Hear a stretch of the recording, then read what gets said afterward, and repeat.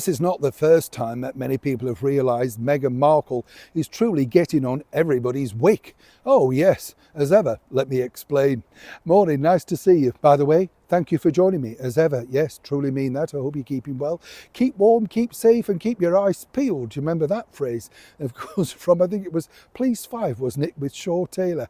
Yes, keep your eyes peeled. That's the thing that you've got to do in this world today, chumps, because you never know what's going to come around the corner. Something a bit like, oh, nice to see you. Somebody haven't done a wave. Are you waving? Do wave back. It makes me look silly here, even though it's very quiet in this corner. You know, people do walk past and stuff with dogs like, just make me laugh, you know, because you're like, yeah, well, you know, there is a camera. I'm not talking to myself. Keeps people away, though. Yeah, I would advise that, actually, if you're worried, chump. Start talking to yourself. It's amazing how people back off, isn't it? They think, who's that lunatic talking to himself? Some people might say the same thing of the echo chamber. That is Meghan Markle, of course, because Meghan now taking command of her own social media posts. And boy, can't we see it, you know? Every turn and opportunity, there is Meghan telling you exactly what you should be doing, what jams you should be buying, all for the holiday season, right? And the thing is, you know, it's just a strange thing, isn't it? Because now she's launched this candle, right? And here's the thing.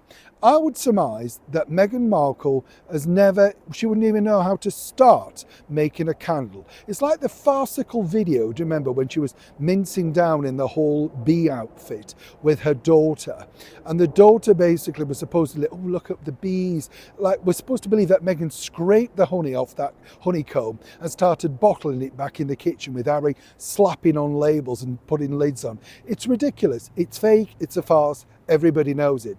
But big business are candles. Candles can sell for money. You know, you could print money. And many over here, you know, particularly designer ones, I don't know why this is the case, do go very well. Now, I don't know about you, what I find fascinating about that sort of market is, you know, a candle's a candle. I know it can make your room smell nice, but if you go to the discount superstores and stuff, they do equally good ones with the glass for a fraction of. Between you and I'm a bit nervous of a candle in case you drop off and it knocks over. I've got all of those things, you know, where you're like, oh, what if it sets the house on fire? You know, you've always got to remember to turn it out. Meghan Markle, though, decided to launch this candle. It's a brand new, apparently, range, as I say.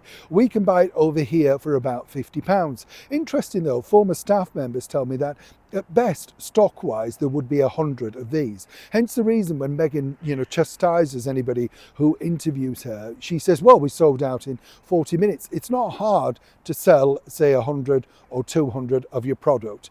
When you're talking thousands, treble digits, suddenly you are an entrepreneur. This is just a farce of somebody playing a game. Here's where this gets interesting, though, because Meghan apparently came up with this candle because she wanted to create something that reminded her of her special day.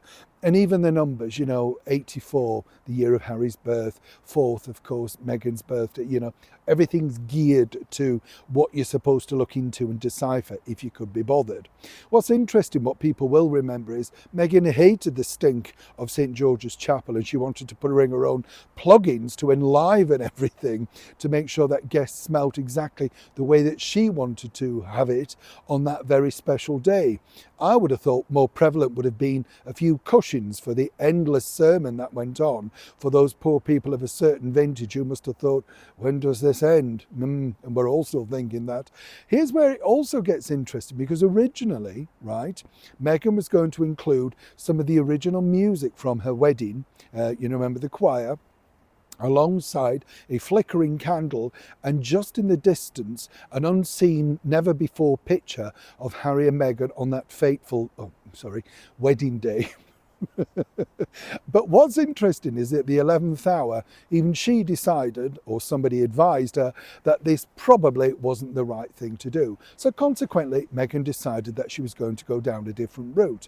You will also note that she's using music this time around by Taylor Swift from her latest album, Stories or Life of a Showgirl, or something like that, because she's desperately trying to hook back in to Taylor Swift, given the fact of the backlash that she's received, all thanks to possibly backing the wrong presidential candidate, right? President Biden. Sales haven't been buoyant. Suddenly, Meghan sees the connection, right? A bit of a chink in the armour.